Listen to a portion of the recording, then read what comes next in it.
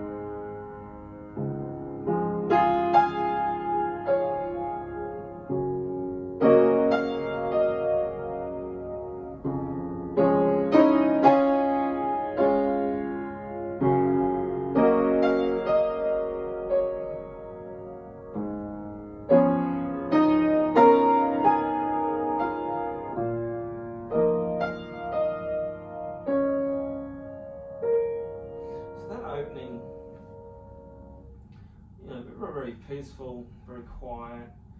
I often just use the inner quarter pedal on the left to keep it super quiet.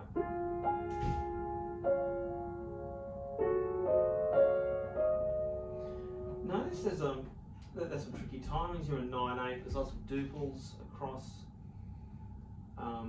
Changing those triple beats, subdivided into 3, into 2.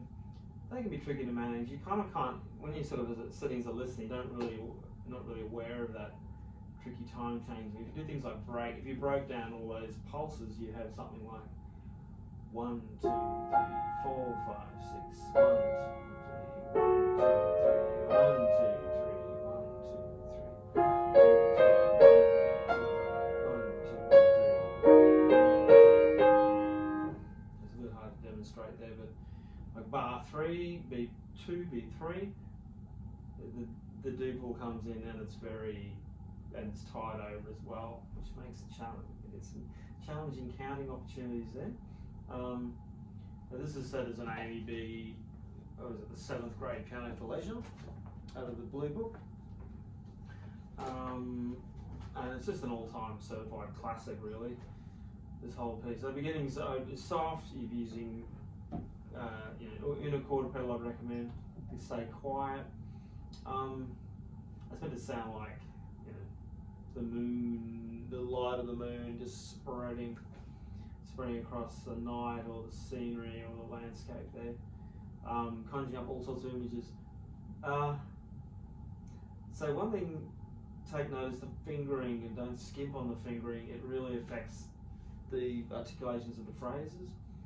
So even in that second bar, and again this is this particular edition, but second bar you've got 3-1 going to 4-2, and that's so you can continue that sort of unbroken legato line. So even back there, 3-2 move to 4,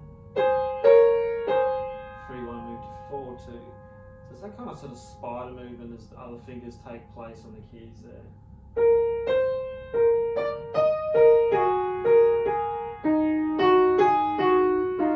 As you're sort of descending down that line, the fingers are following, you get that smooth motion. And then you get those bigger chords, say in bar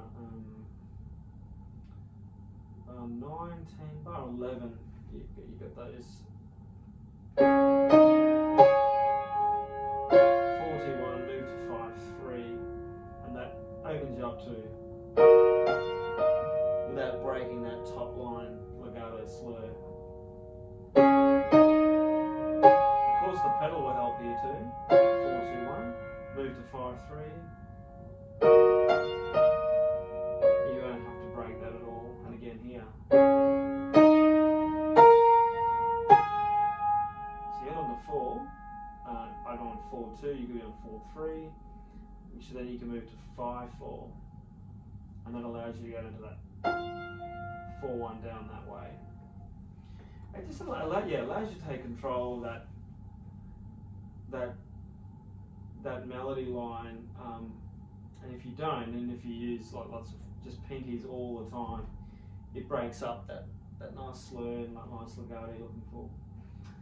The biggest challenges, besides using the black keys, I often find as a teaching piece, I tell students, work out what your white notes rather than worry about the black notes. Basically, most of this stuff is black notes. So you'll have the odd F. Well, because of the key, you can argue that in D flat major, which means that F and C. D flat major. F and C will be your only white notes. So most of the time you can assume it's black. Tempo rubato. So on the second page, it's like you dropped off into a cliff and a big abyss of a big landscape. I'll just finish off the previous bar before we get to bar 15.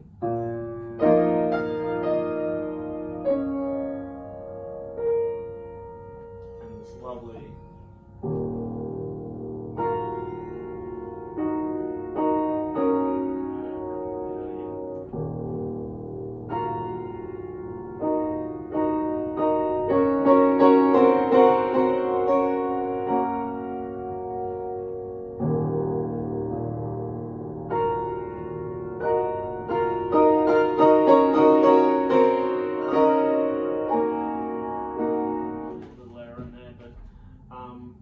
big lush chord, sort of I think a Dorian E flat major, Dorian E flat Dorian scale, I should say, and minor ninth.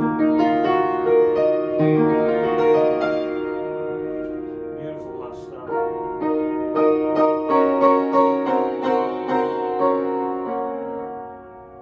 You can use some flutter pedal here too, because you're trying to keep that. I mean, Debussy got the opportunity to use that middle pedal there, but just with unichord and sustain, you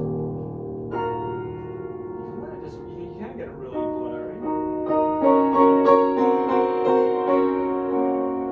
just find it's a little too much. So almost on every quaver, you can just lift it up a little bit to let it die down, but you want to try to keep that underneath that low one.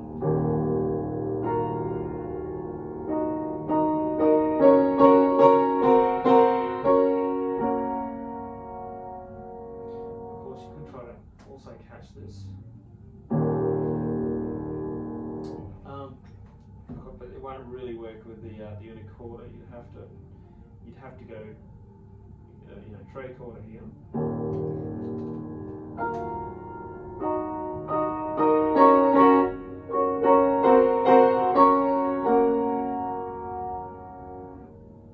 That E flat's still down there. It dies off anyway about there. And going on, you're in this sort of pentatonic melody.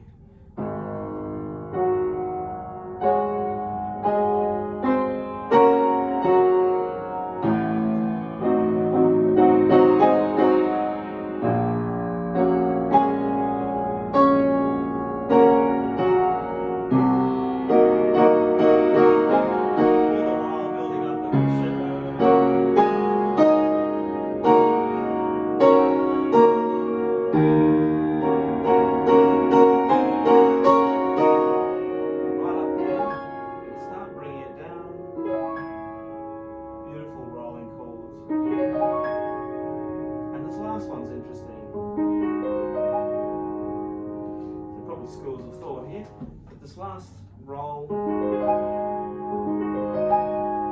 it's kind of overlapping of hands. So your right, that right A flat is actually lower than the left hand C thumb.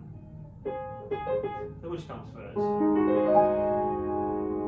The easy answer is it's like a brah chord. I don't think it really matters. Purists may say you have to get it right in order and make the right go just before the left. I think it's a bit overkill to just getting a. It's just a bit ultra soft.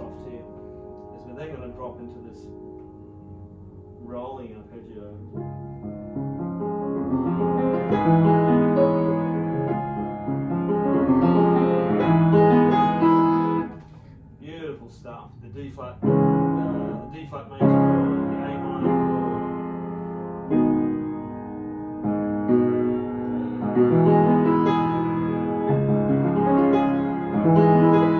So like a first inversion F flat chord, they've got it. I always think of it as E. It's hard, still hard to think of F flat, but yeah, technically it's an E flat.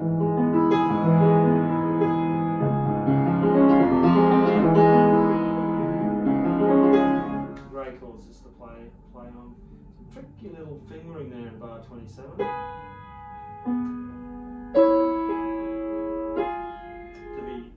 To be true to bringing out that top line.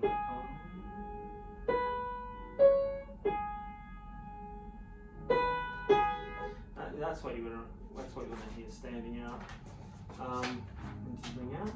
Then goes on to, just make sure our time is good. Actually, I might have to wrap it up there, but yeah, it's got this nice arpeggio coming in.